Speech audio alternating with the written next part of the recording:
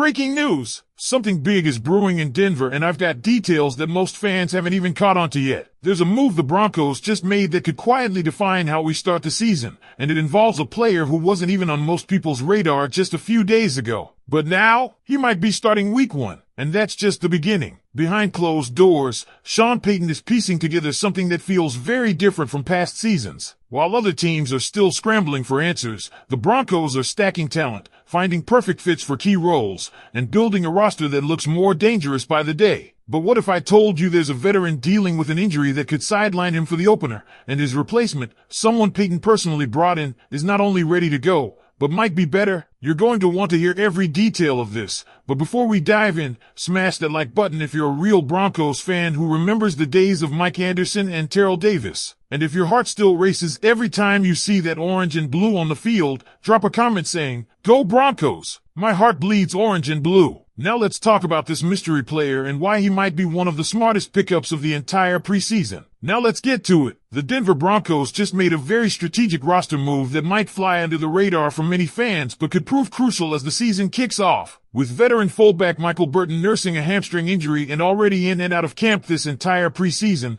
the Broncos knew they had to act fast. Sean Payton, one of the few coaches in today's NFL who still values a traditional fullback, turned to a familiar name, Adam Prentice. This isn't just a random pickup. Prentice, a former CSU Ram and South Carolina standout, is someone Payton knows well from their time in New Orleans. He's younger, stronger, and frankly, at this point, more game-ready than the aging Burton. At 6 feet 0 inches, 245 pounds, the 28-year-old Prentice is built like a wrecking ball. Whether it's opening holes for R.J. Harvey or serving as a pass-protecting anchor, Prentice has all the traits Payton values in a fullback. And let's not forget, he can move. Watch any tape of him in New Orleans or South Carolina, and you'll see him catching passes out of the backfield, running fullback draws, and throwing brutal lead blocks on goal line dives. This is a real deal signing. Folks, the expectation now? Prentice is not just a depth piece. With Nate Atkins looking like he'll start the season on IR, and Burton possibly following the same route,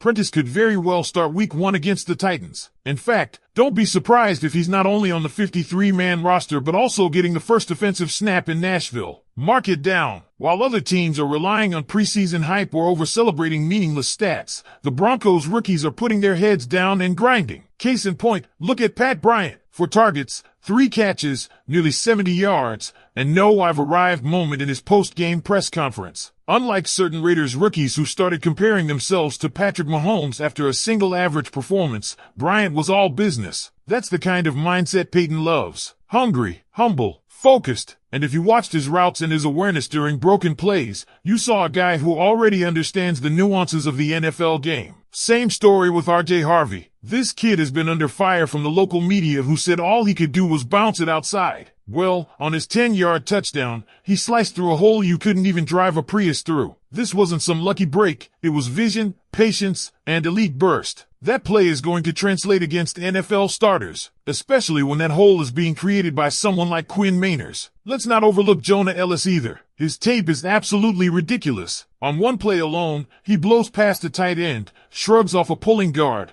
and still gets into the backfield for a tackle for loss. 3 different guys tried to stop him, none succeeded. That level of disruption gives you real depth behind Nick Benito and Jonathan Cooper. And it's not just Ellis. DeAndre Tillman and Q Robinson also made plays. This pass rush rotation might sneak up on the league. Then there's Courtney Jackson, who's pushing for a roster spot as a return specialist. But he's not just a returner. He racked up 32 receiving yards, 30 rushing yards on an end around, and 43 on a punt return. With Darren Rizzi scheming things up on special teams and Jackson handling returns, you might just be preserving Marvin Mims Jr. for his true role as a WR2. Because let's be real, Mims is about to pop off this year, and it would be a waste to have him taking hits on punt returns. All this momentum isn't just about preseason buzz either. This is a pattern we're seeing across camp, scrimmages, and game tape. And for those downplaying it as just the preseason, go check the stats. This kind of production wasn't happening in previous years. Remember last preseason when Tim Patrick led with only 30 yards? Now we've got multiple receivers and tight ends like Evan Ingram popping off for 50-plus yards and touchdowns. Even Troy Franklin had 2 scores and over 60 yards. This is a different Broncos team. Sean Payton himself said this is one of the 6 teams he's ever coached that he believes has legitimate Super Bowl potential. And he didn't say that just to hype the fans. He said it because what he's seeing is rare. Quarterback Bo Nix lit up the Cardinals' highly respected secondary in joint practices. The rookies are outperforming veterans around the league. And even in a league where 3 teams still haven't named their starting QB,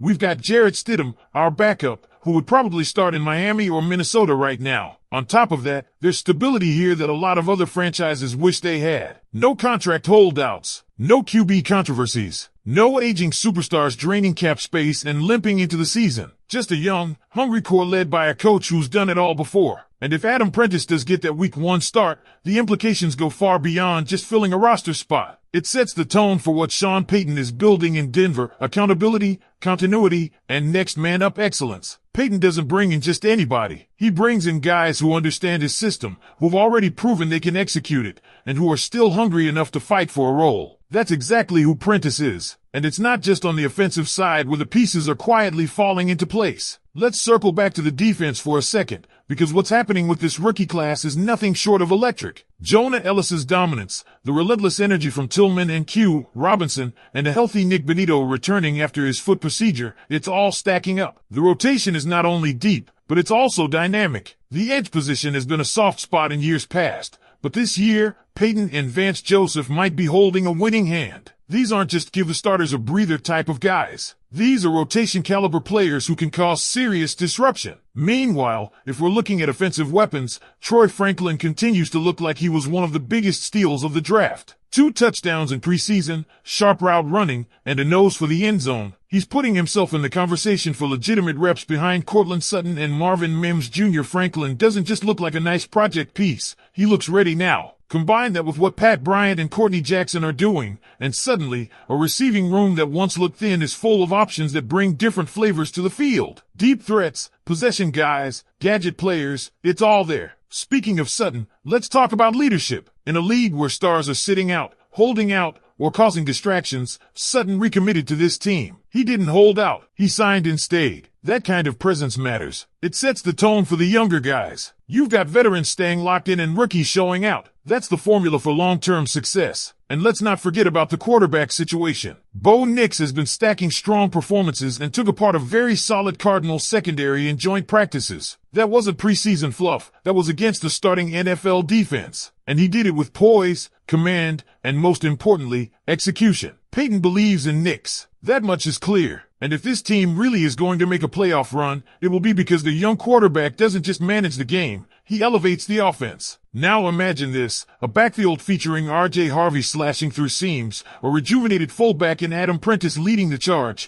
and a young receiver core clicking with Nix as the trigger man. Add in a defense that can rotate pressure like few teams in the league, and you've got the kind of team that nobody wants to play in December or January. And Payton's fingerprints are all over this. This is his kind of football, gritty, tough, smart, and efficient. It's the kind of football that wins games in cold weather, on the road, and under pressure. Remember what he did in New Orleans with guys like Mike Carney and Zach Line at fullback? This isn't just nostalgia. It's about proven systems. Adam Prentice is just the latest puzzle piece dropped perfectly into place. Special teams? Also trending up. Courtney Jackson gives Darren